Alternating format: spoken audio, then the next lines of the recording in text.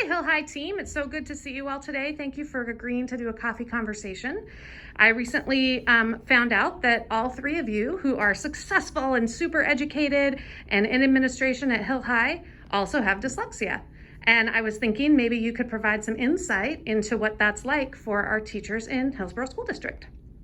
You bet. I'll kind of start off. The first thing is, dyslexia for me is something that was found early, but it's still something that, I still have to deal with every day of every moment. Just send out Monday notes and had to read them 6 times and go through Grammarly, right? Because of still having some of the same, I don't want to say struggles, but some of the same things that when I was a 7th grader. I found with school, some of the biggest struggles were when I needed to write papers and make sure that they were phonetically, like I spell phonetically as opposed to how their words are spelled in English grammar because of all the exceptions to the rules. But I could have a conversation with teachers and explain the same thought or the same idea and do it much better than I could write. So I always wish that I could have just explained what I was wanting to share or explain what I wanted to talk about as opposed to having to write it and get marked down because of my spelling, punctuation, fluency. For sure. Yeah, I hear a lot of students kind of look for that these days, for sure. For me, my biggest challenge was math, actually. And I have, in a similar way, I still have issues with spelling and have to reread things a lot, and we'll put letters, put letters backwards and write letters backwards in different order and stuff. But for me, math was really the biggest challenge. So for me, having opportunity to redo stuff in math class and there's some teachers that would they would see that I would go after school and I would redo things 3 or 4 times. And when they gave me that opportunity, it made all the difference. And I really remember it today. I also used to get in trouble in school because teachers would think that I was trying to nitpick when I would write questions and then I would ask what they meant. Because I realized that as a dyslexic, now that I've learned more about neurodiversity, that I don't think the same way as somebody without dyslexia. So my questions were genuine questions, but to the teacher that wrote the question on the test or whatever, they assumed that I was just trying to nitpick as opposed to just not understanding what they actually wanted.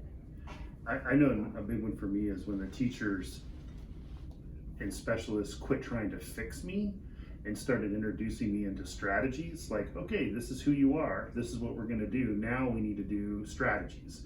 And I know that I got the most strategies when I went to college, which they seem to be the most. Now I did go to college to be a special ed teacher, which helps, right? So but it was that was when I speech to text, these other things that actually made me sound like a better writer. It was all in here, I just couldn't get it out here. Exactly. Yeah, for me, college really helped too, and mostly because I could. It was also this more this mentality of accepting how I think and how I am, and then focusing on my strengths.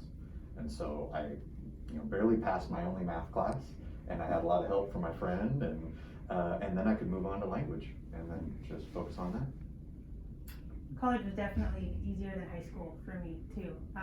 Sports medicine was my degree, so it was all hands-on, and the vocabulary was easy to remember because Latin roots were, it made sense and things connected, but that physical response and being able to actually point to and see how things fit together in the human body, way better than writing papers.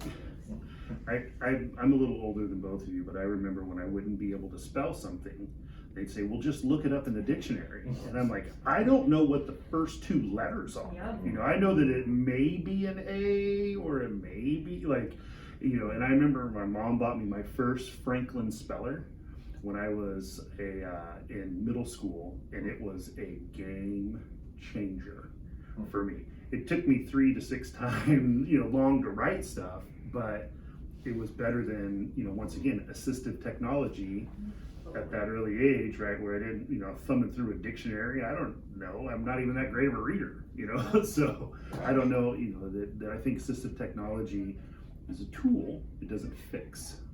We're not broken. There's nothing to fix. There you go. There you go. Yeah. Is there anything about the way that you think as a person who is dyslexic that you think is like a super gift, and you know, too bad everybody can't have the same superpower you do?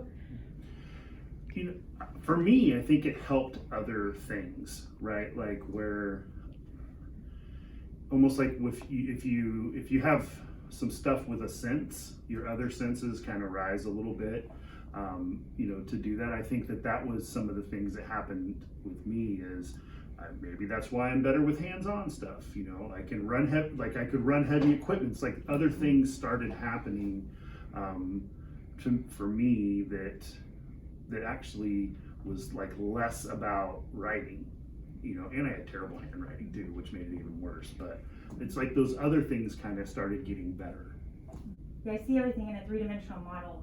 And so I, like, even when I talk, I point to where it is in my brain, how it fits into the relationship. And so knowing that everything has to click into place, and then I can manipulate it and see how things shift from different angles. I think that's awesome. And it also makes it difficult to explain to some people that want to see things in a list or in a linear way. It's like, how do you flatten a three-dimensional model out to, you know, a two-dimensional model to be able to explain? That's a challenge. Thank you so much. I really, really appreciate it. This has been Morgan Quimby, Dave Vickery, and Nels Longbauer at Hill High, and we're just really excited or thankful that you shared with us your story. Thank you.